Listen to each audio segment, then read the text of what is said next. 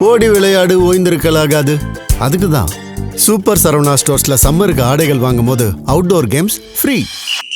ஓடு ஆடு விளையாடு சூப்பர் சரவணா ஸ்டோர்ஸ் சம்மர் கோடையை கொண்டாடலாம். ஒரு காலத்துல தென்மண்டல அரசியல சக்தி வாய்ந்த தலைவராக இருந்த மூக்க அழகிரி இன்று அரசியல் களத்திலிருந்து விலகி இருக்காரு. அவரை கட்சியிலிருந்து புறக்கணித்தது குறித்தும் தற்போதைய தலைமையை விமர்சித்ததும் அவர் மகள் கயல்விழி உருக்கமாக பேசியதும் பரபரப்பை ஏற்படுத்தி இருக்கு.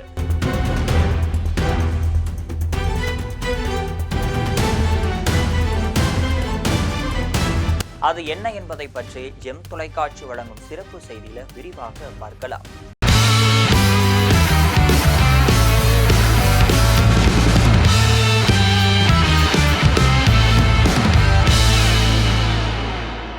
தேர்தல் வந்தாலே அப்பாவுக்கும் தூக்க நேரம் இருக்காது. வார்டு வாரியாக வாக்காளர் விவரங்களை வச்சு ஒவ்வொரு நிர்வாகிகளையும் தூண்டி வேலை வாங்குவாரு. ஒவ்வொரு தொகுதியிலையும் நம்பிக்கையான அணியை அமைச்சு அதட்டியும் தட்டி கொடுத்தும் நிர்வாகிகளை செயல்பட செஞ்சு வெற்றிக்கான வியூகத்தை பக்காவா வடிவமைப்பாரு. ஆனா இந்த தேர்தல்ல அப்பா வீட்டிலேயே இருப்பது சிங்கத்தை குகைக்குள் அடைத்தது போல இருக்கு. அவர் வேதனையை வெளிப்படுத்தவில்லை என்றாலும் கூட எங்களால் அதை தாங்க முடியல. நேற்று கூட அவர் சரியாக சாப்பிடவில்லை என்று கேட்டபோது நெஞ்சு உடைஞ்சிருச்சு. ராமனுக்கே 14 ஆண்டுகள் வனவாசம், ஆனால் என் அப்பா 15 ஆண்டுகளாக புறக்கணிக்கப்பட்டிருக்காரு. என் தம்பி துரை மருத்துவமனையில் அனுமதிக்கப்பட்ட போது சித்தப்பாவும் உதயநிதியும் வந்து பார்த்தது உண்மைதான். ஆனா கட்சியில மீண்டும் சேர்க்க முடியாத அளவுக்கு அப்பா என்ன தவறு செய்தார் என்பதே எங்களுடைய இன்று வரை கேள்வியா இருந்துட்டு இருக்கு. மற்ற கட்சியிலிருந்து வந்த ஓ பன்னீர்செல்வத்துக்கு இடம் தரும் நிலையில என் அப்பாவை மட்டும் ஏன் இத்தனை ஆண்டுகளாக விலகி வச்சிருக்க வேண்டும்? ஒரு காலத்துல கடுமையாக எதிர்த்த எடப்பாடியாரும் டிடிவி தினகரனும் கூட இன்று ஒன்றாக நிற்கும் நிலையில அப்பாவையும் மீண்டு சேர்த்து ஒற்றுமையாக தேர்தலை எதிர்கொள்ளலாமே அப்படின்னு கேள்வி எழுப்பியிருக்காங்க. தாத்தா காலத்துல நீக்கப்பட்ட பல நிர்வாகிகளையே இதுக்கப்புறமா மீண்டும் கட்சியில சேர்க்கிறாங்க. என் அப்பா எந்த தவறும் செய்யவில்லை என்பது கட்சியின் கடைக்கோடி நிர்வாகிகளுக்கும் நன்றாகவே தெரியும். அவர் மீது சுமத்தப்பட்டது அபாண்டம். இது தாத்தாவிற்கே தெரிந்ததும் அவர் அப்பாவுடன் பேசி மீண்டும் கட்சியில சேர்க்கும் ஏற்பாடுகளையும் செஞ்சாரு. நீ வீட்டுக்கு வந்துடு அழகிரி, காலை 8 மணிக்கு அறிவாலயத்திற்கு போயிடலாம் அப்படின்னு அவர் சொல்லியிருந்தாரு. ஆனா அதே நாள்ல திடீர்னு அவரது உடல்நிலை பாதிக்கப்பட்டுருச்சு. தாத்தா நீக்கினார் என்பதையே பேசுகிறவர்கள் அவர் மீண்டும் அப்பாவை சேர்க்க நினைத்ததை ஏன் மறக்கிறார்கள்? அப்பா மீண்டும் கட்சியில் சேர்க்க வேண்டும் என்ற தாத்தாவின் திட்டம் சித்தப்பா, உதயநிதி உள்ளிட்டோருக்கும் தெரிந்ததா சொல்லப்படுது. ஆனா தாத்தாவின் உடல்நிலை மீண்டும் கவலைக்கிடமான சூழல்ல அப்பா தனது தனிப்பட்ட பிரச்சனைகளை முன்னிலைப்படுத்தாமல் அமைதியாகவே இருக்காரு. தாத்தா மறைவுக்கு அப்புறமா கட்சியை உடைக்கவும் தனி அணி அமைக்கவும் பலர் ஆலோசனை சொன்னாலும் கூட அவர் அதை ஏற்காமையே இருந்திருக்காரு. தாத்தாவின் இறுதி மரியாதை நேரத்துல தேசிய கொடியையும் பெற்று வாய்ப்பையும் விட்டு கொடுத்தாரு. அடக்கம் முடிந்ததுக்கு அப்புறமா தாத்தாவின் விருப்பப்படி மீண்டும் கட்சியில் சேர்க்கப்படுவோம் அப்படிங்கிற நம்பிக்கையிலேயே அவர் இருந்திருக்காரு. ஆனா அப்படிப்பட்ட எந்த நடவடிக்கையும் நடக்காமையே இருந்திருக்கு. அப்பாவின் மன வருத்தம் தெரிந்தும் பாஜகவிலிருந்து அழைப்பு வந்துச்சு. ஆனா அவர் அதை நிராகரிக்கவும் செஞ்சிருக்காரு. கட்சிக்கு எதிராக எதையும் செய்யக்கூடாது அப்படிங்கிற உறுதியில அவர் இருந்திருக்காரு. பல நெருக்கடிகளை சந்தித்து இருந்தாலும் கூட அப்பா ஒருபோதும் சோர்ந்து போக கிடையாது. கட்சிக்காரர்களை சந்திப்பது, நல்லது கெட்டதுன்னு நிகழ்வுகளை கலந்து கொள்வது, தேர்தல் நிலவரங்களை கூர்மையாக கவனிப்பதுன்னு அவர் தொடர்ந்து செயல்பட்டு கொண்டேதான் இருந்தாரு. வேட்பாளர் தேர்வை வைத்து மட்டுமே வெற்றி தோல்வியை முன்கூட்டியே கணிக்கும் அளவுக்கு அரசியல் அனுபவம் கொண்டவர் அவர். இந்த முறை வேட்பாளர் தேர்வுல ஏற்பட்ட குழப்பங்கள் அப்பாவை மிகுந்த சங்கடத்துல ஆழ்த்தி இருக்கு. மூத்த நிர்வாகிகளுக்கே இடம் உறுதியாக இருக்கிறதா அப்படிங்கிற கேள்வியாகவே மாறி கட்சிக்குள் அசௌகரியமான சூழல் உருவாகி இருக்கு.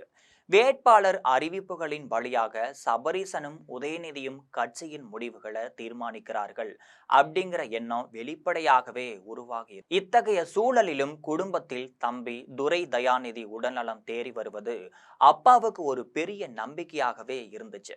அந்த போராட்டத்துல தான் அவருக்கு ஒரு மனதளவிலான பலமும் கிடைச்சிச்சு. இயல்பாகவே அப்பா எந்த சூழலையும் தாங்கிக் கொள்ளும் வலிமை கொண்டவரா இருந்தாரு.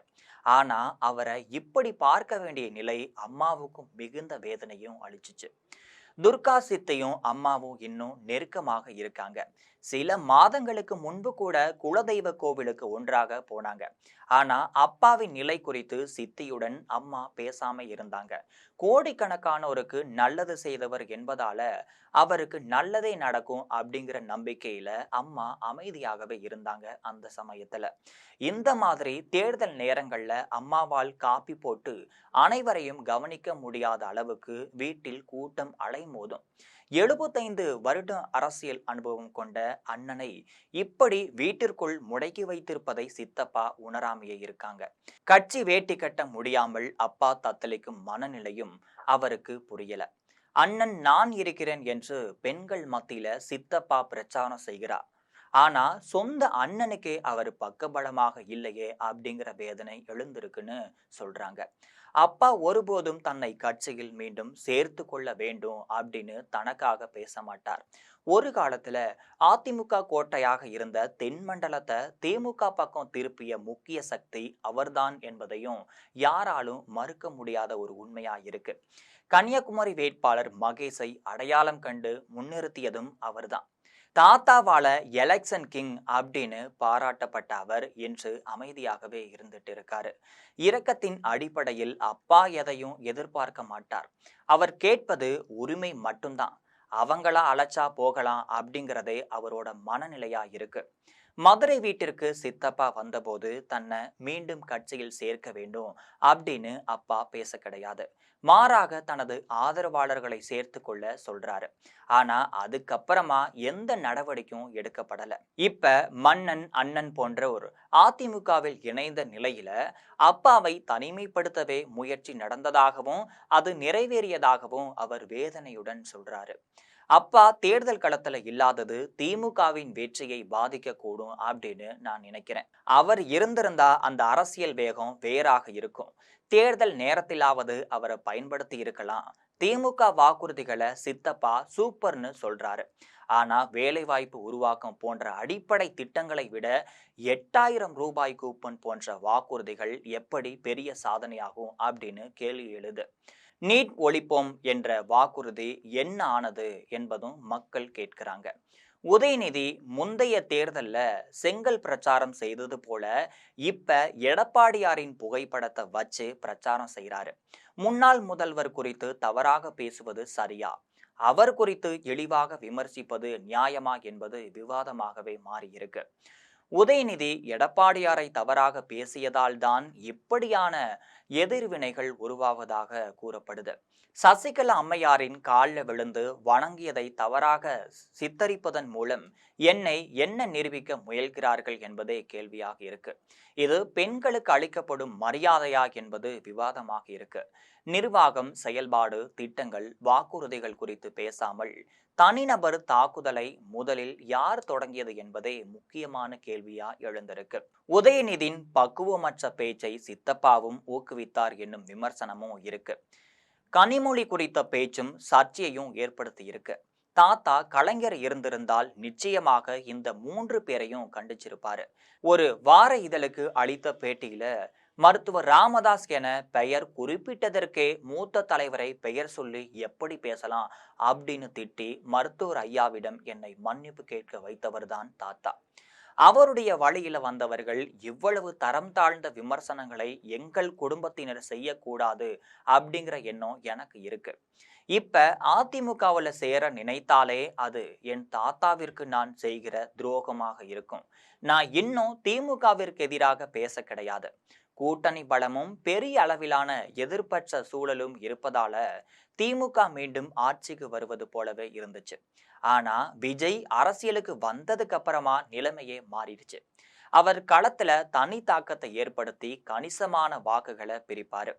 திமுக அவரை குறைவாக மதிப்பீடு செய்து அவர் பிரிக்கும் வாக்குகள் திமுகவின் வெற்றியை பாதிக்கக்கூடும் அப்படின்னும் வெற்றி வாய்ப்பு தவிடுபொடியாகலாம் அப்படின்னு கூறப்படுது.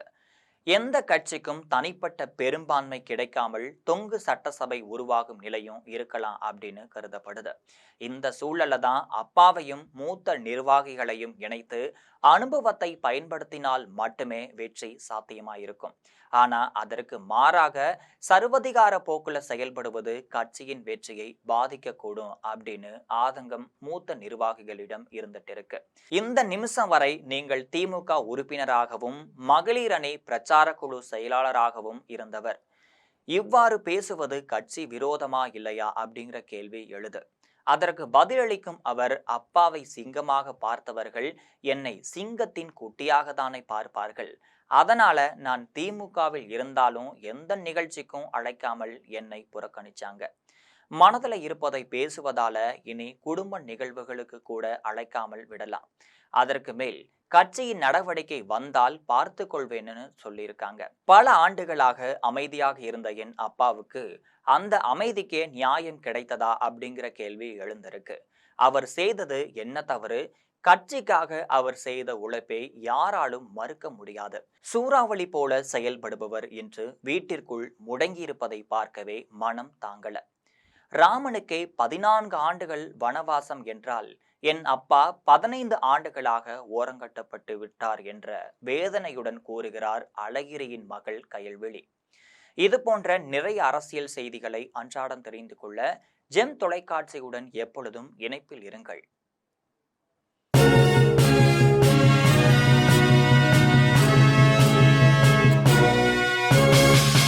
ஓடி விளையாடு ஓய்ந்திருக்கலாகாது. அதுக்கு தான் சூப்பர் சரவணா ஸ்டோர்ஸ்ல சம்மருக்கு ஆடைகள் வாங்கும் போது அவுட்டோர் கேம்ஸ் ஃப்ரீ. ஓடு ஆடு விளையாடு. சூப்பர் சரவணா ஸ்டோர்ஸ் சம்மர் கோடையை கொண்டாடலாம்.